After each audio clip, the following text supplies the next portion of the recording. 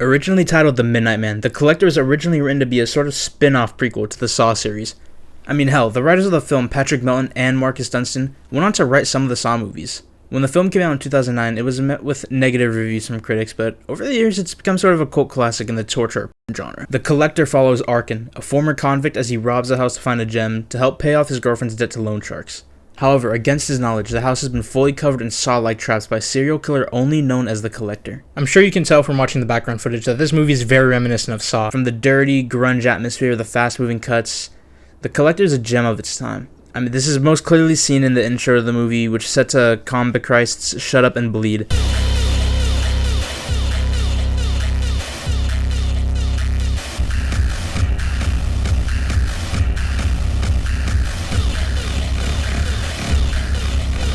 You can also tell from some of the very unnecessary CGI transitions. Like, was this giant CGI spider really needed? It came out right as the torture porn genre started to die down, and at the beginning of the found footage craze. Now I want to talk about the two primary characters in the story, Arkin O'Brien and the titular Collector. The main character, Arkin, like I said, he's a former convict working for this exterminator company. He turns back to a life of crime, attempting to rob the family's house he's working for when his girlfriend gets into trouble with some loan sharks. Arkin stands out from many other horror survivors. He's able to protect himself, he's stealthy, he knows what he's doing.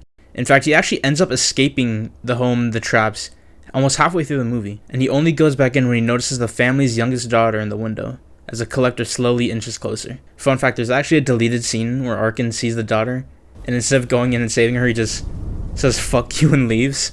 But no, Arkin isn't really the greatest guy. He's, like I said, a former convict. He's a bad guy, but he's pitted against a worse guy, the Collector. The Collector is just horrifying, from the weird bug eyes to his mask to just his mannerisms. The Collector is a vicious serial killer with a strange obsession with bugs who invades the homes of families, rigging their homes with deadly traps. A key detail is that he always takes one of his victims alive with him to be added to his collection of sorts. You can see some of the Saw DNA in his character, especially in some of these traps.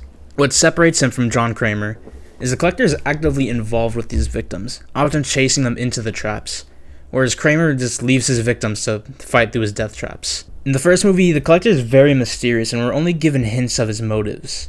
We don't know what his collection is, we don't know anything about his origins, his motives.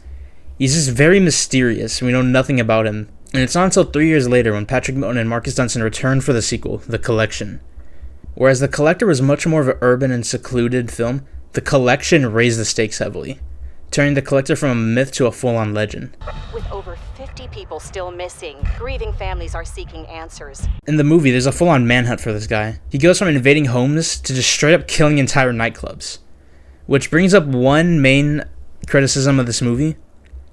How does he have time for all these fucking traps? I mean, we see full-on demonstrations on how they work, and they're all like insanely complex, and he has multiple of these inside these homes. How does he have time to do this? Where does he find the time? In the first movie, it makes sense because like everyone was kind of gone for a while and no one was there, so he could just broken in. But like, the nightclub, how did he have time for this?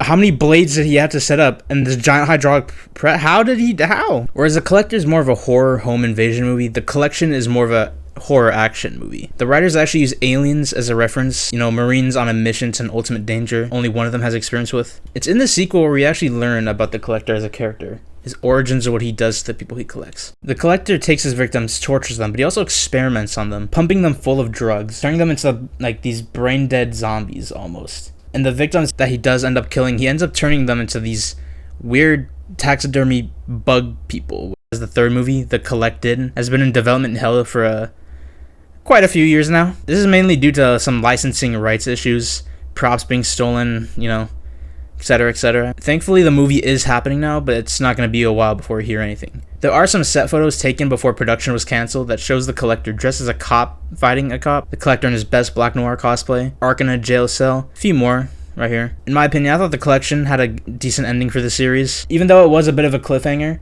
it still was pretty conclusive. You can fill in the dots what happens. But I still look forward to what The Collected has in store for us.